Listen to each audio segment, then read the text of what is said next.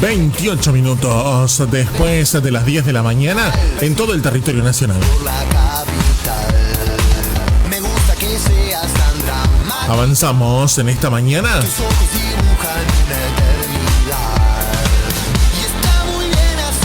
Mañana de día viernes, donde a poquito va subiendo la temperatura en la ciudad. 13 grados 4 décimas a esta hora.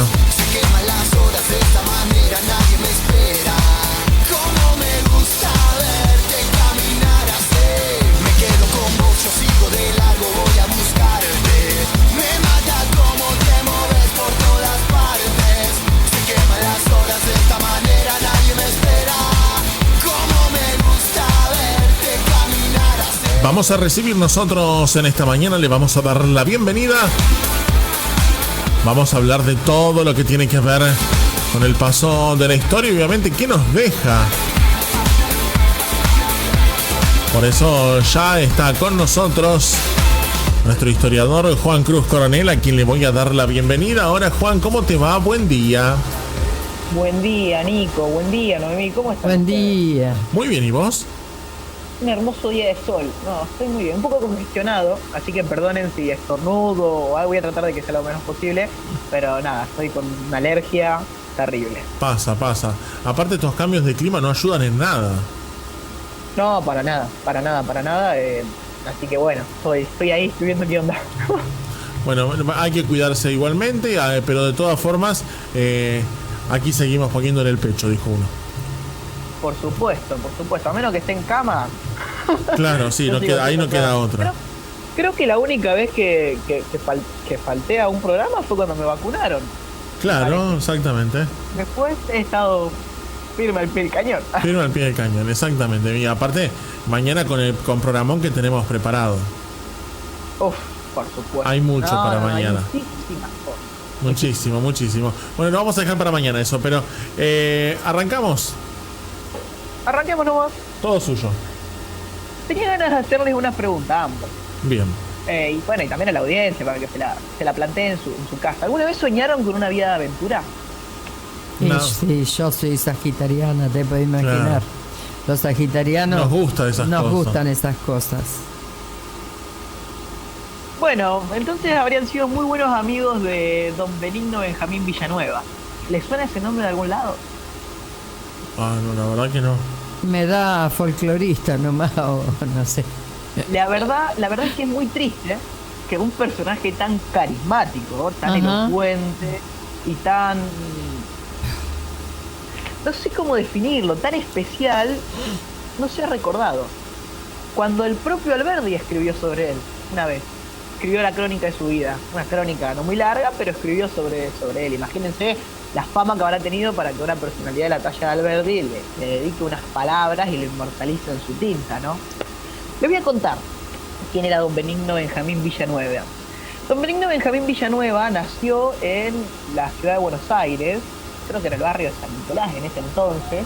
Era el hijo de un licenciado de apellido Villanueva, que antes de haberse dedicado a las letras, en realidad, antes se dedicaba a las letras, pero con la campaña emancipadora en ciernes, decidió sumarse primero al regimiento de granaderos regimiento de granaderos a caballo, y posteriormente va a participar de las campañas libertadoras al mando de José de San Martín y posteriormente de Simón Bolívar.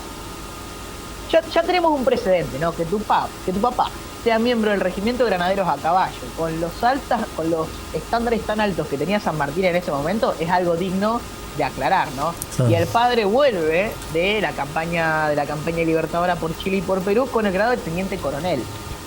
Así que no era poca cosa, había que superar eso.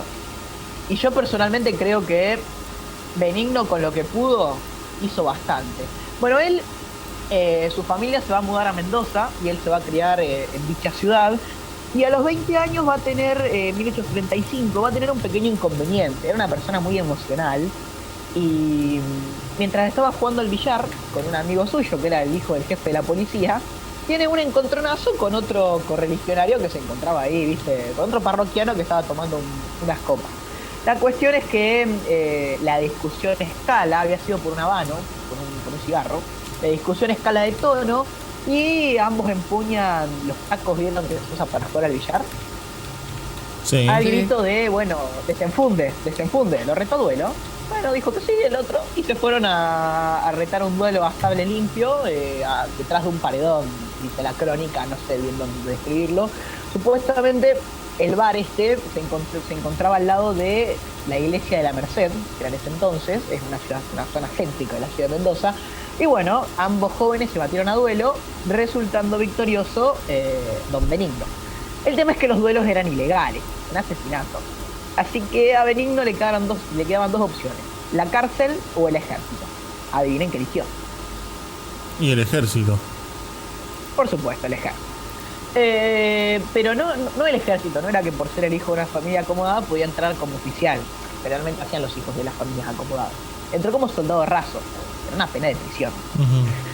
Cabe destacar que él quería, ya de antes, ser parte de seguir la carrera de armas, ¿no? Pero su familia se lo había denegado, así que como que estaba más o menos formándose en el negocio familiar de la venta de alimentos. Su padre era un comerciante bastante próspero.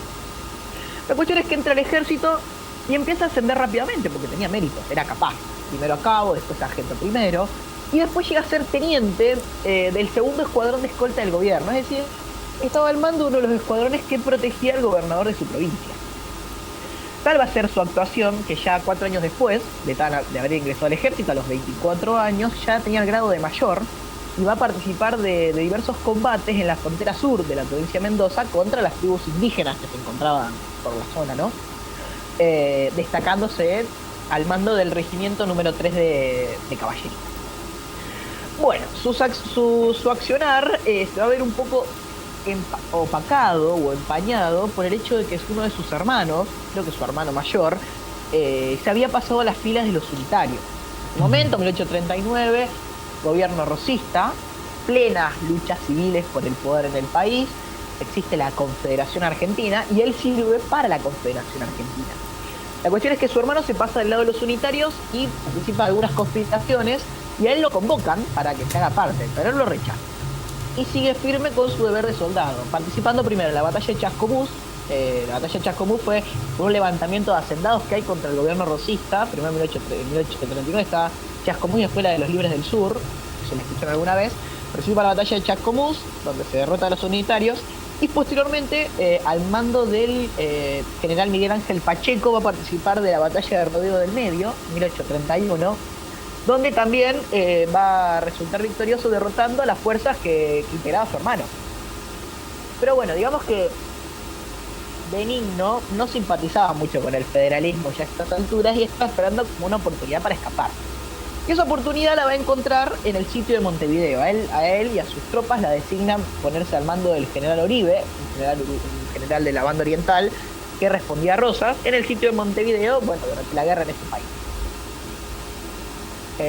Villanueva se va a Montevideo, participa del sitio de Montevideo, pero decide cambiarse de bando y ni bien tiene oportunidad se afilia al partido unitario en Montevideo, donde va a trabar amistad con Bartolomé Mitre, con Emilio Mitre, entre otras figuras destacadas del unitarismo argentino. Y también en ese lugar va a lograr ser designado ayudante del general Carlos María Paz, más conocido como el Manco Paz. Ajá. Bueno, le cortó la mano, el brazo, bueno, el máximo jefe unitario de la época. Y como su ayudante va a participar nada más y nada menos que de su campaña en Corrientes del año 1844. Recordemos que hay varios intentos unitarios de invadir el territorio, principalmente desde el norte por Corrientes, bajando por Entre Ríos. Ambas campañas van a ser fallidas, pero bueno, Benigno va a participar de una de ellas como ayudante del general Paz. Cuando esta fracasa, el general Paz decide exiliarse a Brasil y él lo acompaña. En Brasil va a ser, y acá empieza su vida. Ahora, ¿qué era? Era un oficial unitario más que estaba exiliado en el extranjero, ¿no? Había dos opciones: esperar otra oportunidad para volver y pelear acá por una causa perdida del unitarismo acá en la región, o partir, quedarse en Brasil, partir para otro lado. No había muchas opciones. A él lo contactan unos comisionados del general Santana. ¿Quién era el general Santana? General Santana había sido dictador de México. En ese momento se encontraba desde el año 43 exiliado en La Habana. actual isla de Cuba, la actual capital de la isla de Cuba, en ese momento en posesión del Reino de España. Que los Santana habían derrocado. Pero ¿cuál era el problema? Había estallado la guerra entre México y Estados Unidos por los territorios de Texas, California, Arizona, más o menos, si conoce la historia. La cuestión es que el gobierno mexicano, el gobierno de la República de México, es derrocado, no puede con la crisis, y los mexicanos llaman desesperados a Santana, que era un militar reputado, para que venga y haga frente a la invasión de México. Bueno, la cuestión es que Santana acude y empieza a reclutar oficiales exiliados, ¿viste? Tenés enviados en algunos países latinoamericanos y te das cuenta que hay militares de carrera reputados que están sin hacer nada, los contratás para que te vayan a ayudar. Y allá fue Benjamín Villanueva, derecho a México, a luchar contra las tropas estadounidenses. Va a tener una trayectoria bastante destacada en la campaña mexicana. Va a participar de 3 batallas muy importantes: la batalla de la Angostura, 1847, la batalla de Sacramento y la batalla del Cerro Gordo. Las 3 fueron derrotas, ¿no? Pero bueno, lo importante es que él va a combatir bajo la bandera de la República de México, primero contra las tropas del general Zacarías Taylor, junto al general Santana. En la batalla de Cerro Gordo, que es la última, y después de la cual cae la Ciudad de México y la guerra se termina, es importante destacar que en esa misma batalla también participó el batallón de artillería irlandés St. Patrick, o el batallón San Patricio, que acá contamos su historia una vez, un batallón de soldados irlandeses que peleaba para el ejército de Estados Unidos, eran migrantes irlandeses en Estados Unidos durante la gran hambruna de Irlanda, se habían escapado, habían ido a Estados Unidos, participaban de la guerra contra México, pero al darse cuenta de que estaban peleando para el bando opresor, es decir, no estaban peleando para el bando oprimido. Recuerden que Irlanda tenía todo ese mambo con Inglaterra, de que ellos estaban subordinados y querían la independencia, qué sé yo, y bueno, entonces deciden cambiarse de bando. Ya, bueno, todo un periplo. Bueno, resulta que coinciden con Benigno Benjamín Villanueva en la batalla de Cerro Gordo. Bien, una vez derrotado, Don Benigno dice, bueno, está bien, no pasa nada. Un extranjero lo que hace es asentarse en California en plena época de la fiebre del oro, año 1848, y decide dedicarse a lo que hacía su padre. Se puso una tienda de venta de alimentos y amasó una fortuna gigantesca. Porque ¿qué pasa? Había una banda de inmigrantes que estaban llegando al territorio y necesitaban comida. Y él se encargaba de proveerles ese servicio. Con la fortuna que logra amasar en México, tiempo después viaja a Europa, principalmente a España, donde va a dilapidar todo su dinero en el ocio y en los placeres. Al quedarse sin un mango, dice, bueno, ¿qué podemos hacer? ¿Trabajar? No, vamos a dedicarnos de nuevo a la carrera militar. Es un pequeño chiste, pero bueno, a ver, decide regresar al oficio que también sabía hacer, y se pone a las órdenes. Bueno, tenía contactos, le presentaron al general Prim Prats. ¿Quién es el general Prim Prats? El general Prim Prats fue el máximo referente del Partido Progresista Liberal Español, que llegó a ser presidente del gobierno, una especie de primer ministro. En una época era un héroe de la guerra civil carlista. Y bueno, se hacen muy amigos y Prats le ordena crear una junta observadora respecto a la guerra de Crimea. En el año 1853 estaba estallando en la península de Crimea, diría actual Ucrania, pero no, actual Rusia, porque en el 2015 Rusia anexionó ese territorio que era ucraniano, por unas disputas entre Turquía y el Imperio Ruso, entre el Imperio Otomano y el Imperio Ruso. Como a los europeos no les convenía que el Imperio Ruso se expandiera más o tuviera más influencia, Francia y Gran Bretaña deciden apoyar al Imperio Otomano, iniciando la campaña de Crimea. Bien, Benigno parte hacia Crimea junto al general Prim Prats, van todos juntos, y bueno, ahí cuentan que Villanueva sabía hablar varios idiomas, hablaba inglés con fluidez, hablaba español, hablaba francés, era una persona de gustos muy elegantes, era carismático, entonces se volvió el mimado de su jefe, ¿no? Y eso le va a dar una ventaja, porque mientras él estaba ahí en Crimea, en el Bósforo, visualiza una de las batallas navales más importantes de la campaña, donde el Imperio Ruso derrota a los turcos. En ese momento es cuando los franceses hacen una declaración donde apoyan al Imperio Otomano y deciden intervenir. Ahí Villanueva empieza a hacer un par de cálculos. Tenemos al Imperio Ruso contra el Imperio Otomano, que no era chico, Gran Bretaña, la potencia de la época, y Francia, la otra potencia de la época. Incluso había voluntarios piamonteses del reino de Piamonte, actual Italia, que estaban preparándose para luchar contra los otomanos. Benigno dijo, bueno, esto no puede ser, che. Hay como una desventaja bastante importante en la ecuación de la guerra. Claro. Así que le dijo al general Prat, mira, todo bien con vos, estoy muy feliz por todo lo que me ayudaste, por todo lo que hiciste, pero yo necesito hacer lo correcto. Y se pasó del bando de los rusos. Solamente alguien que tenía muy buena relación con un tipo tan importante como podía ser un primer ministro, podía hacer eso impunemente sin que lo fusilen. Así que bueno, dice la crónica de Alberdi que se cambia la faz roja, el uniforme rojo del ejército español, por el gorro de los cosacos. Los rusos lo reciben abiertamente. ¿Por qué? Porque él hablaba varios idiomas, especialmente inglés. ¿Y qué hablaban los prisioneros de guerra que tomaban los rusos? Hablaban inglés y francés. Y Villanueva servía para entender esos idiomas. Aparte, era un militar experimentado, especialmente en la caballería. Así que lo nombran arranca como teniente en un regimiento de cosacos, en el regimiento de caballería de la 31ª División del Imperio Ruso, y ahí su carrera despunta. Primero, Villanueva empieza a subir grados uno tras otro rápidamente, primero por su capacidad y después porque sus superiores iban muriendo. La guerra era dura. Por ejemplo, en la toma de Malakoff, una de las batallas más importantes de la guerra de Crimea, que van a ganar los franceses, pero cuando estaba iniciando la toma de Malakoff, Villanueva se apersona ante su superior, el coronel Palenkin, se llamaba Palenkin, más o menos, el ruso no es muy fuerte, y cae con una avanzada de prisioneros franceses. El tipo cayó en la tienda con un montón de prisioneros franceses. Y eso demostraba un poco todos los méritos que él iba haciendo, así que en ese momento Palenkin lo nombra su ayudante, lo nombra teniente coronel, y claro, se vuelve el segundo del regimiento. Tiempo después, Palenkin va a morir en batalla. ¿Y quién lo va a suceder? Nada más y nada menos que el teniente coronel Benigno Benjamín Villanueva. Se va a convertir en el coronel al mando del regimiento de caballería de cosacos del Imperio Ruso. Además de eso, va a heredar la esposa de su superior. Se casó con la viuda. Y de esa manera se convirtió en un noble ruso, miembro de los boyardos, como se conocía la nobleza rusa. Ahí es cuando él decide cambiar su apellido y se convierte en Benigno Benjamín Villakov. Ruso, su apellido sería. Bueno, la guerra de Crimea termina en 1856 y él se casa en 1857. El padrino de su boda fue nada más y nada menos que un duque español que hacía de embajador del Reino de España ante el Imperio Ruso.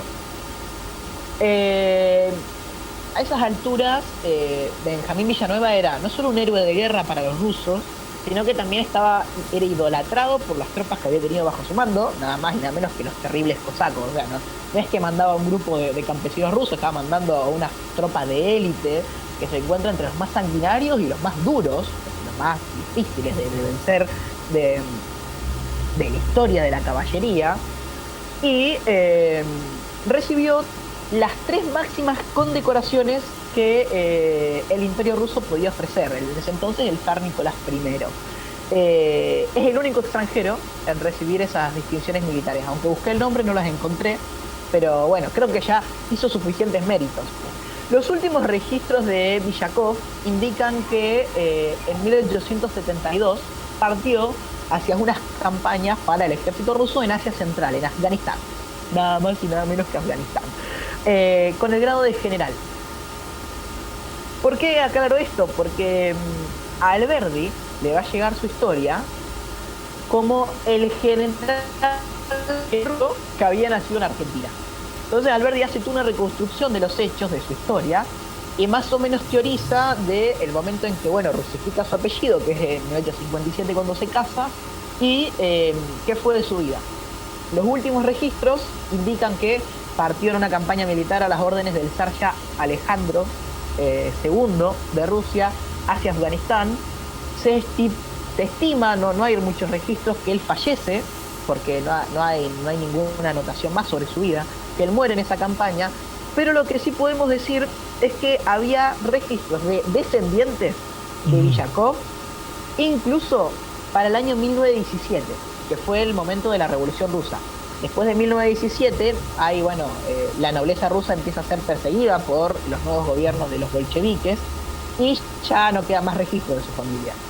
Tal vez por ahí, en la inmensidad del territorio ruso, hay alguien que sea descendiente de este aventurero argentino que peleó para 3 ejércitos y que llegó a ser un héroe nacional en un país tan lejano como la Rusia.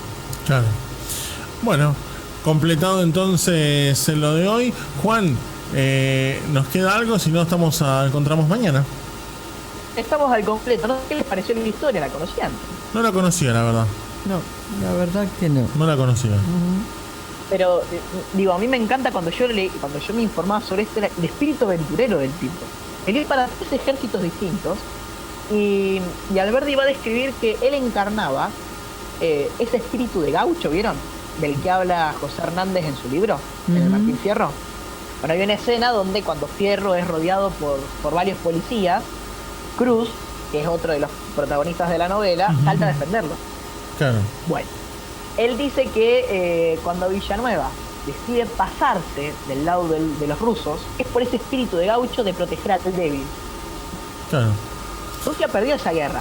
Rusia no tenía muchas posibilidades de ganarla porque se enfrentaba a un par de potencias, su ejército estaba atrasado tecnológicamente, pero luchó muy valientemente y le hizo pagar con sangre cada paso que daban sobre su territorio.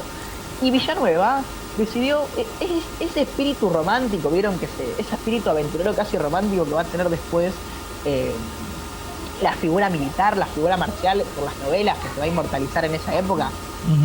Es clásico, viste, Emilio Salgari, ya en el siglo XX, pero que inmortaliza ese espíritu aventurero de muchos soldados.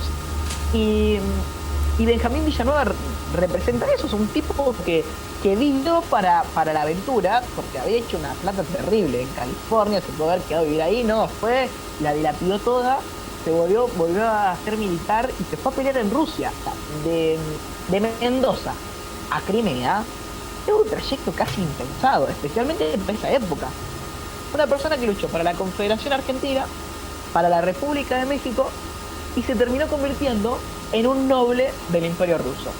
Creo que superó un poquito los méritos que su padre consiguió sirviendo al general San Martín, ¿no? Claro. Bueno, Juan, cerramos aquí entonces, nos escuchamos mañana, ¿te parece?